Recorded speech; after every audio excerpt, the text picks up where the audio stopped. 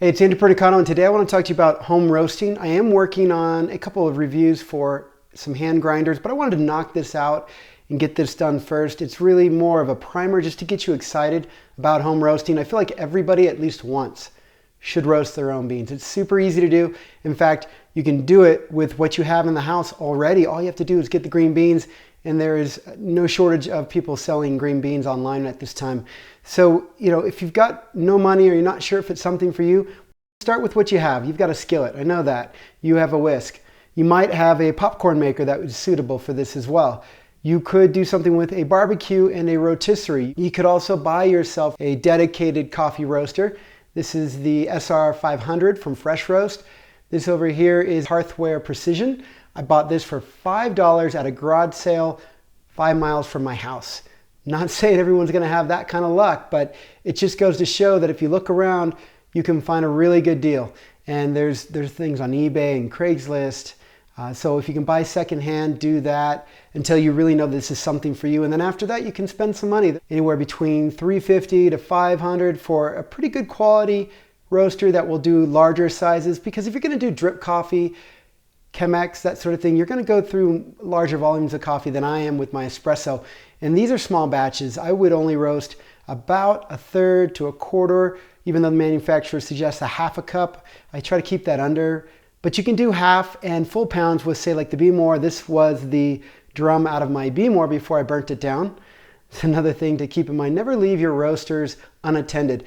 I did that with the Bmore, and it caught on fire 3 separate times, and the third time was a charm or not so charm, and I lost the Bmore and almost the house.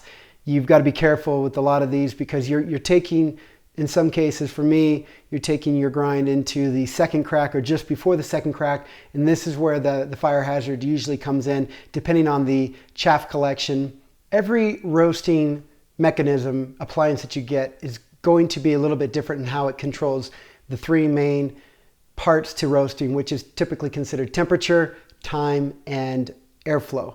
Now, some of them don't have airflow. For instance, the skillet. You have to keep moving things around, agitate it with this. You should be doing this underneath, say, like a range or a microwave oven that can suck that air in if you're doing it in the house. I'd recommend doing this outside. You want to keep moving this around. You absolutely have to be there the whole time, otherwise you'll just scorch your beans.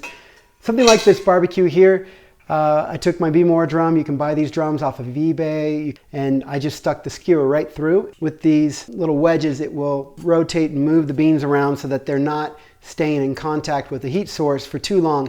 When it comes to the air roasters, there's the Fresh Roast, there's Nesco, there's quite a few out there.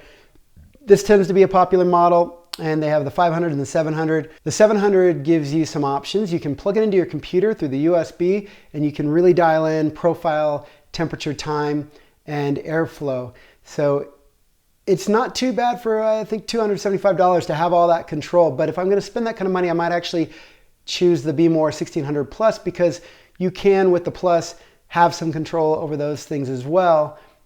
And you're going to get a much larger batch size, up to 16 ounces. The thing I hate about these in particular is they're dangerous.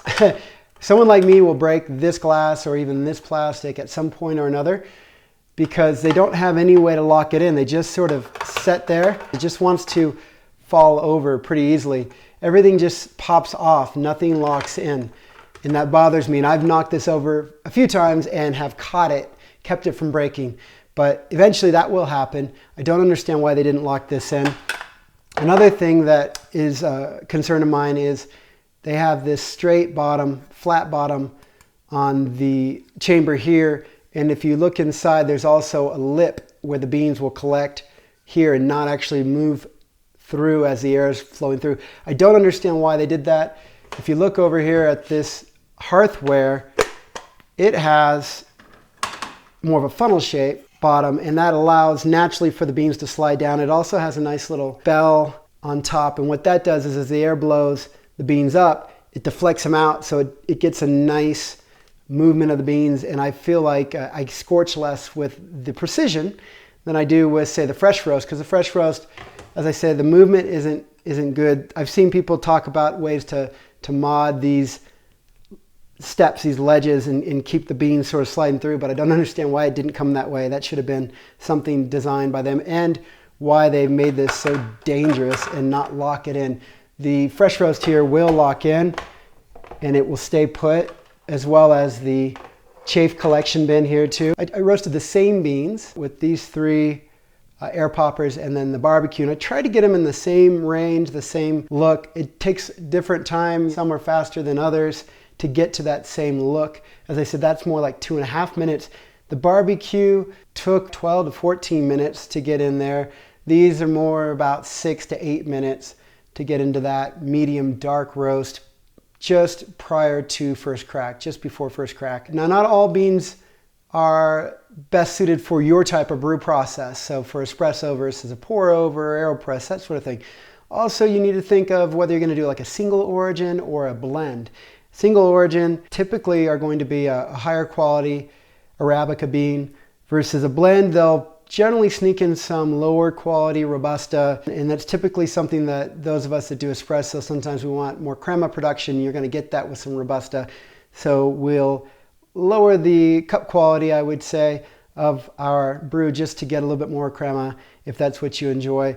If you do get a blend, consider buying the beans separately, finding out what a good blend might be, experimenting, getting some feedback, and blending it yourself at home after you've roasted each of those beans individually. If you buy the blend from the wholesaler, all these beans have different profiles that they need to get to that same color or darkness that you want to go to. So if you try to reach a medium dark roast overall in a blend, you're going to get some that are over roasted, a little darker, and some that are under roasted, a little bit lighter, because they all have a different water content and other characteristics. Some are smaller beans and larger beans in here, and some require more time.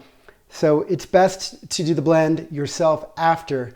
When you start to roast your own beans, you'll notice the difference between a bean that is fresh and stale when you stop putting sugar and cream in there. And I think a lot of the companies like Starbucks, it's in their best interest to get us all excited about these creamy and sweet drinks that they want to sell us, in part because they make a whole lot of money on a latte, but in part because they're hiding a poorly roasted bean or a stale bean.